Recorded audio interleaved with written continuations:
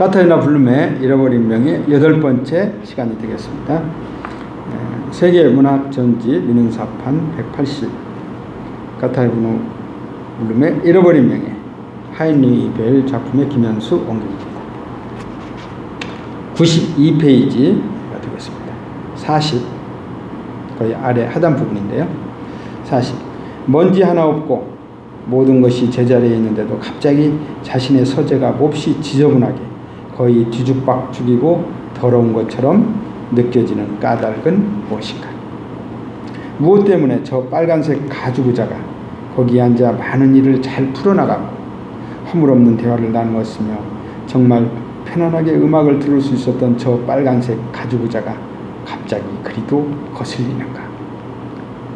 무엇 때문에 책꽂이조차 역겹게 느껴지고 벽에 걸린 자필 사인이 있는 샤갈 그림이 마치 화가 자신에 의해 조작된 모조품인 듯한 의심이 드는가?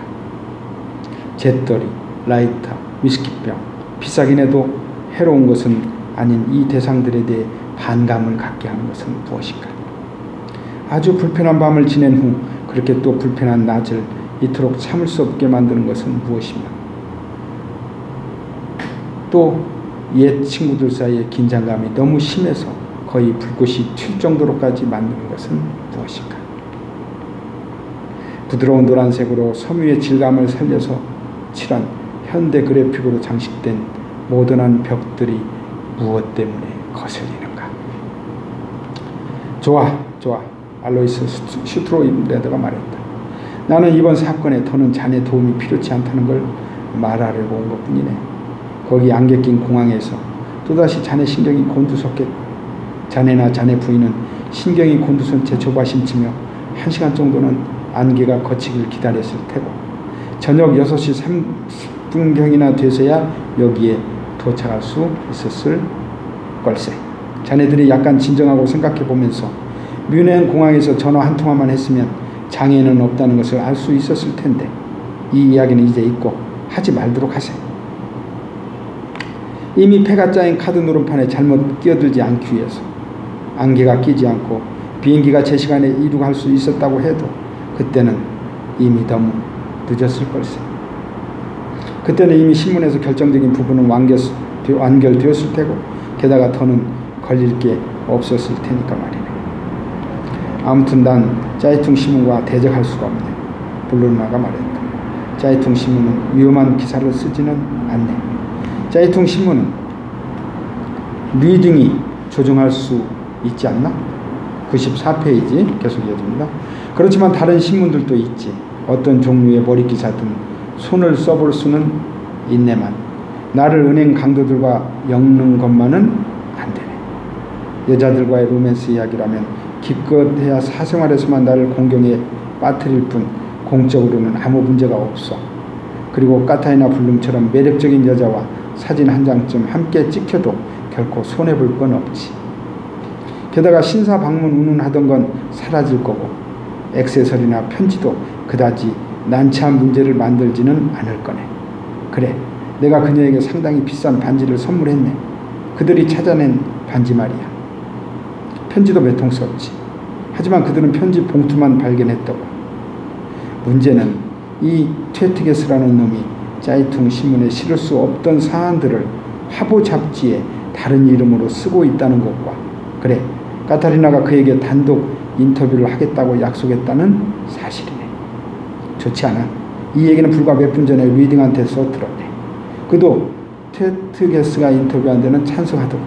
물론 짜이퉁 신문을 손에 쥐고 있으니까. 그럴 테지. 하지만 퇴트게스가 그 밖에는 어느 허수아비에 대해 취재를 하는 데는 영향을 미치지 못하지. 자네는 도통 아무 소식도 못 들은 모양이네. 어찌된 일인가? 슈트로임레더가 말했다. 난 전혀 아는 바가 없네. 블로르나가 말했다. 변호사 입장에서는 기묘한 상황이군. 그나저나 그런 변호사의 의뢰인이 바로 나라니. 기상청에 전화도 해보지 않고 덜컹거리는 기차를 타고 오면서 무의미하게 시간을 낭비한 탓인가 보고 기상청에 전화라도 했더라면 안개가 곧 거칠 거라는 걸 알 수 있었을 텐데. 정말 자네는 아직 그녀와 연락하지 않았나? 아니, 자네는 아니, 직접 한 건 아니지. 그녀가 1시간쯤 전에 짜이퉁 신문에 전화를 걸어서 내일 오후에 트웨트게스와 단독 인터뷰를 하기로 약속했다는 것만 알고 있네. 그 기자가 받아들였다는 것, 거기에도 많은, 아니 정말 많은 고민, 진짜 위통을 일으키는 고민거리가 있네. 이때 슈트로임레드의 표정은 일그러지고 목소리는 고통으로 가득 찼다. 자네 내일부터 원하는 것만큼 실컷 내 욕을 해도 좋네. 내가 자네들의 신뢰를 악용했거든. 그렇지만 다른 측면에서 보면 우리는 사실 자유국가에서 살고 있네. 물론 그런 자유국가에서는 자유롭게 연애를 즐기는 것도 허용되어 있지 않은가. 날 믿어주게. 난 그녀를 돕기 위해 모든 것을 다 할 생각이네. 내 명예까지도 모험에 걸겠네. 마음 놓고 실컷 웃어도 좋아. 난 이 여자를 사랑하네. 다만 그녀가 도움을 받으려고 하질 않네. 난 여전히 도움을 받아야 하는데 말이야. 그녀가 그냥 자기를 돕게 하지 않아. 그럼 자네 짜이퉁 신문에 맞서 그 더러운 놈들에 대항해서 그녀를 도와줄 수 없겠나? 맙소사. 그들이 자네를 몰아붙이고 있다고 해서 짜이퉁 신문과의 일을 심각하게 받아들일 필요는 없네. 우리는 지금 여기서 불바르 저널리즘이나 언론의 자유에 대해 토론하려는 게 아니야. 간단히 말하겠네. 자네가 내 변호사이자 동시에 그녀의 변호사 자격으로 그 인터뷰 자리에 입회해주면 좋겠네. 다시 말해 가장 까다롭고 조심스러운 사안은 아직 신문이나 언론에서 다루지 않았어. 그러니까 내가 반년 전에 그녀에게 콜포르스텐하임에 있는 우리 별장 열쇠를 억지로 떠맡겼네. 그 열쇠는 가택 수색할 때도 몸 수색 때도 발견되지 않았어. 하지만 그녀는 96페이지 계속 이어집니다. 그걸 분명 가지고 있네. 아니, 그녀가 버리지만 않았다면 적어도 한때는 그 열쇠를 가지고 있었지. 단순히 감상적인 짓이었다고 부르고 싶으면 그렇게 하겠나. 그렇지만 난 정말 그녀가 그 집 열쇠를 가지고 있기를 원했네. 한 번쯤 그리로 나를 찾아와 줄 거야 라는 희망을 포기하지 않았으니까. 날 믿어주게. 난 그녀를 도울 것이고 그녀 옆에 서 있을 것이며 그리로 가서 고백도 할 것이네. 와서들 봐라. 내가 바로 그 신사 방문객이다 하고 말일세. 하지만 난 알고 있어. 그녀는 나를, 그녀의 루트비가 아닌 나를 모른다고 부인할 걸세. 슈트로임레드의 표정에는 뭔가 아주 새로운 것, 놀랄만한 것이 깃들어 있었는데 그 표정이 블로르나에게 동정심을, 어쨌든 최소한 호기심을 불러일으킨 것만은 분명했다. 그것은 뭔가 겸손한 것이었나? 아니면 질투였나? 액세서리에 편지에 게다가 이제는 열쇠까지. 이게 다 무엇인가? 빌어먹을 후베르트. 정말 아직도 모르겠어? 그건 내가 리딩에게도 하우에게도 경찰에게도 말할 수 없는 거야. 확신하는데 그녀는 그 열쇠를 그녀의 루트비에게 주었고 그놈은 이틀째 거기에 숨어있는 게 틀림없어. 카타리나 경찰관, 거기다 콜포르스 스텐하임의 내 집에 숨어있을지도 모르는 그 멍청한 젊은 놈 때문에 난 정말 걱정이 되네. 그들이 발견하기 전에 그놈이 거기서 사라져 주었으면 좋겠네. 동시에 이 사건이 종결되도록 그들이 그를 잡아가 버렸으면 좋겠어. 이제 이해가 가나? 내가 어떻게 해야 할지 충고 좀 해주겠네. 자네가 거기 콜포르스 스텐하임에 전화를 거는 게 좋겠어. 그가 거기 있다 해도 전화를 받을 거라고 생각하나? 그러면 경찰에 전화를 걸어야 하네. 화를 면하려면 다른 방법이 없어. 어쩔 수 없으면 익명으로 경찰에 전화를 하게. 괴텐이 자네 집에 있을 가능성이 조금이라도 있다면 자네는 당장 경찰에 알려야 하네. 자네가 하지 않겠다면 내가 하겠네. 97페이지 계속 이어집니다. 우리 집과 내 이름이 이 은행 강도와 얽혀 신문 머릿기사에 오르내리라고. 난 좀 다른 생각을 했네. 내 생각에는 자네가 그리로, 그러니까 콜포르스텐하임으로 가봤으면 좋겠는데 내 변호사 자격으로 모든 게 제대로 되어 있는지 한번 살펴보기 위해서 말이야. 이런 때 내가 휴가를 급히 중단하고 돌아왔다는 것을 짜이퉁 신문이 이미 알고 있는 이 카니발 시즌 토요일에? 그래, 고작 자네 주말 별장에서 모든 게 제대로 되어 있는지 살펴보기 위해 휴가를 중단했다고? 냉동고는 여전히 잘 가동되는지 상태가 어떤지 살펴보려고, 보일러 온도계는 적당히 맞추어져 있는지, 깨진 유리창은 없는지, 홈바는 충분히 갖추어져 있는지, 침대 시트는 찬 기에 다소 습해지지 않았는지, 이런 걸 살펴보려고 명망 높은 산업체 변호사가, 그것도 수영장까지 딸린 저택을 소유하고 빨갱이 트루데와 결혼한 변호사가 갑자기 휴가를 중단하고 오나? 자네는 그게 정말 영리한 생각이라고 여기나? 자이퉁신문의 기자님들이 내 일거수일투족을 주시하고 있을 게 뻔한 이 마당에 기차에서 내리자마자 크로커스가 곧 피어날지, 갈란투스가 벌써 꽃망울을 터뜨렸는지 보려고 자네 별장으로 달려간다는 게 말이 되나? 그 사랑스러운 누트비가 총을 제법 잘 쏜다는 게 이미 입증됐다는 사실은 차치하고라도 자네는 정말 이게 좋은 생각이라고 여기나? 98페이지 계속 이어집니다. 빌어먹을. 자네 말에 반어나 위트가 섞여 있는지는 모르겠지만 난 내 변호사이자 친구인 자네에게 사적이라기보다는 공적인 성격이 더 강한 일을 부탁하는 걸세. 그런데 자네는 고작 갈란투스나 들먹거리고, 이 사건은 어제부터 극비에 붙여져서 오늘 아침부터 우리는 어떤 정보도 받지 못하고 있네. 우리가 알고 있는 것은 모두 짜이퉁 신문을 통해서 듣게 된 것이다. 다행히 리딩이 그 신문사와 잘 아는 사이지. 검찰청과 경찰은 내무부와 전화 한 통 하지 않네. 리딩은 내무부와도 좋은 관계를 갖고 있는데 말이야. 이건 생사가 달린 문제네, 후베르트. 이때 트루데가 노크도 없이 라디오를 들고 들어와 차분히 말했다. 이제 죽을 일은 없겠네요. 이제는 사는 게 문제예요. 다행이에요. 그들이 그 젊은이를 붙잡았어요. 어리석게도 그는 총을 쏘았네요. 그러고는 경찰이 쏜 총에 맞아 부상을 당했어요. 그러나 생명에는 지장이 없대요.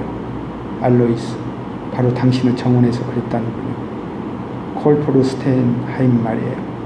수영장과 포도나무 덩굴을 올린 정자 사이에서 그런 일이 있었대요.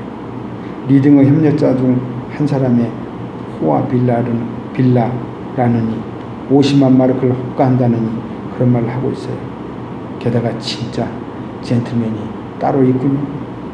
우리의 착한 루트비가 제일 처음 한 말이 바로 카타리나는 이 일과 전혀 상관이 없다는 것이었다는군요.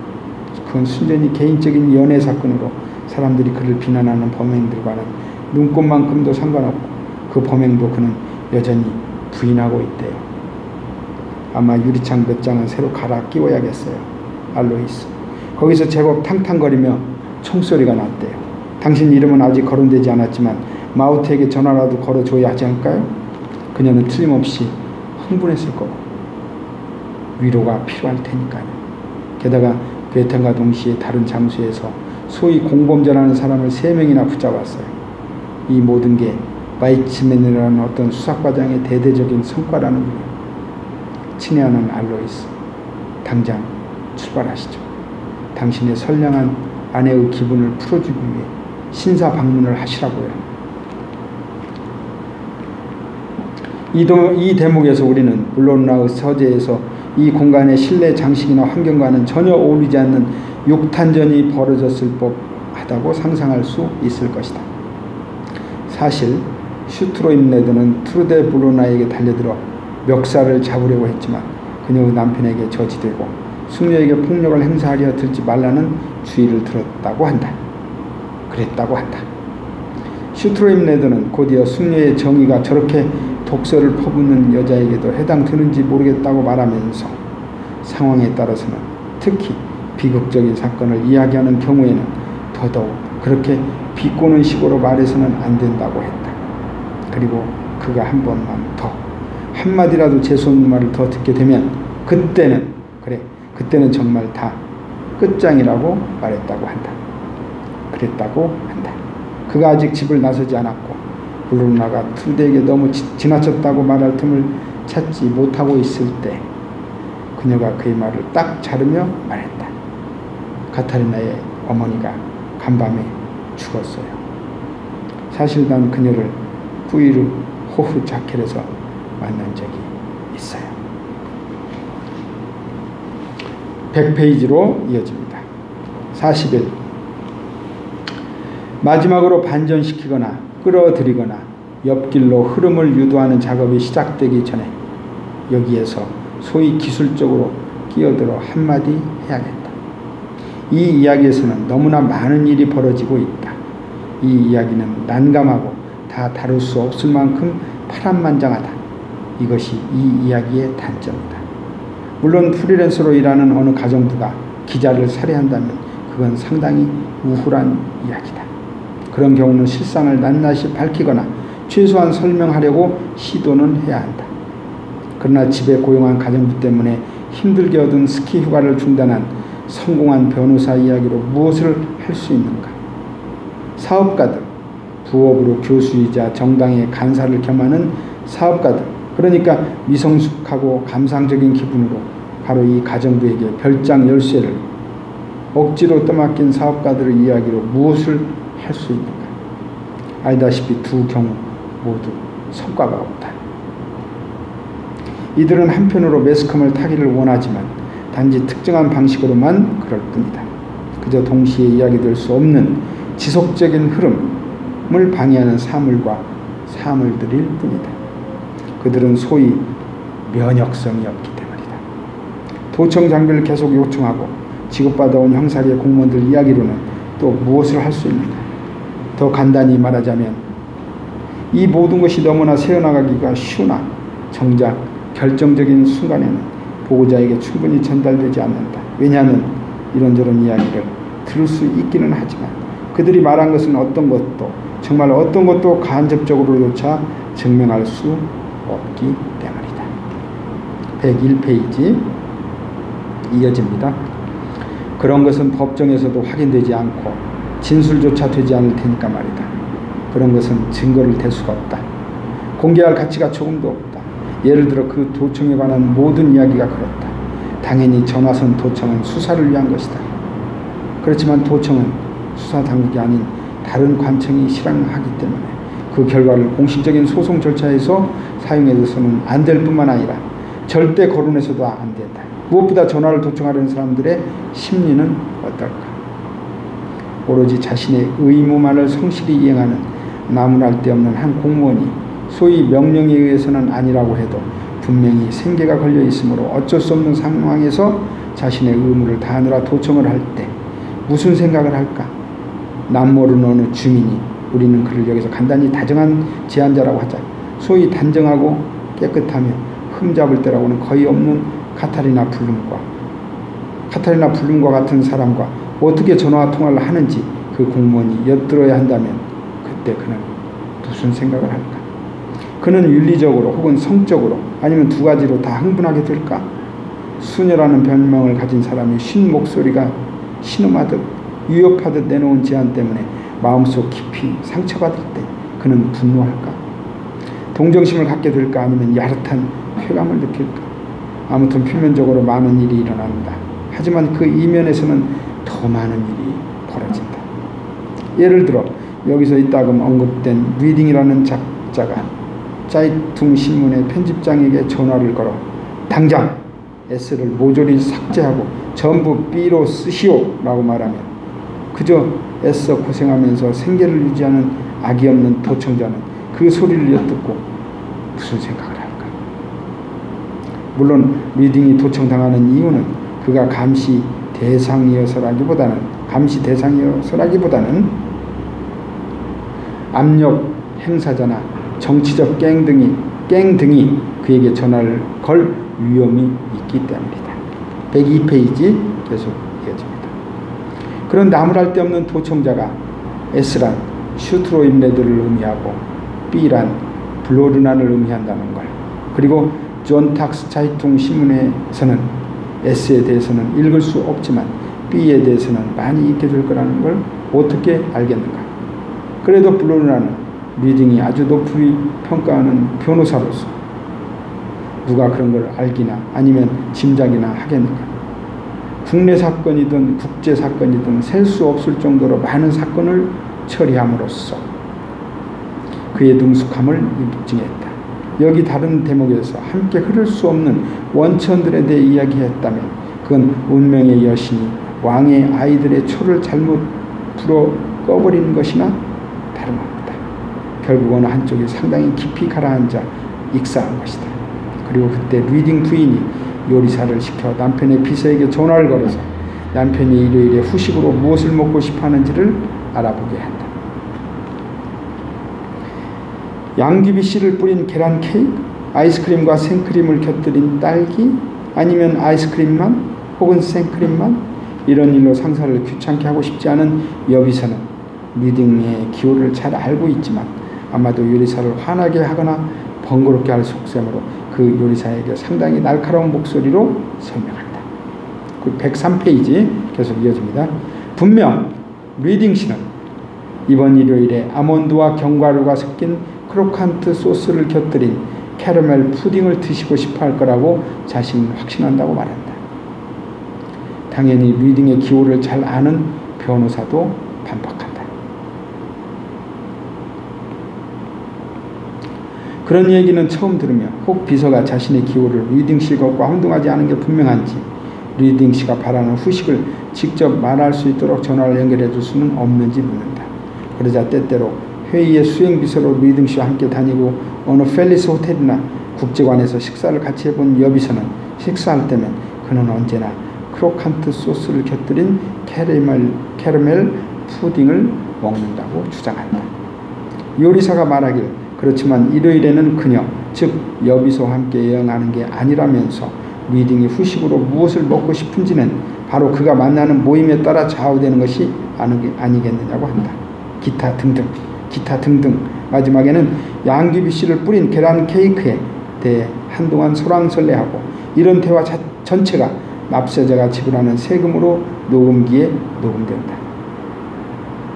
물론 이런 대화에서 무정부주의자들의 암호가 사용되고 있지는 않은지, 계란 케이크가 수류탄 같은 것을 의미하지는 않은지, 혹은 딸기와 함께 곁들인 아이스크림이 폭탄을 의미하지는 않는지 세심한 주의를 기울여야 하지만 녹음 기사는 어쩌면 이들에게 걱정거리는 있다고, 그런데 그런 걱정거리라면 자신도 있었으면 좋겠다고 생각할지 모른다.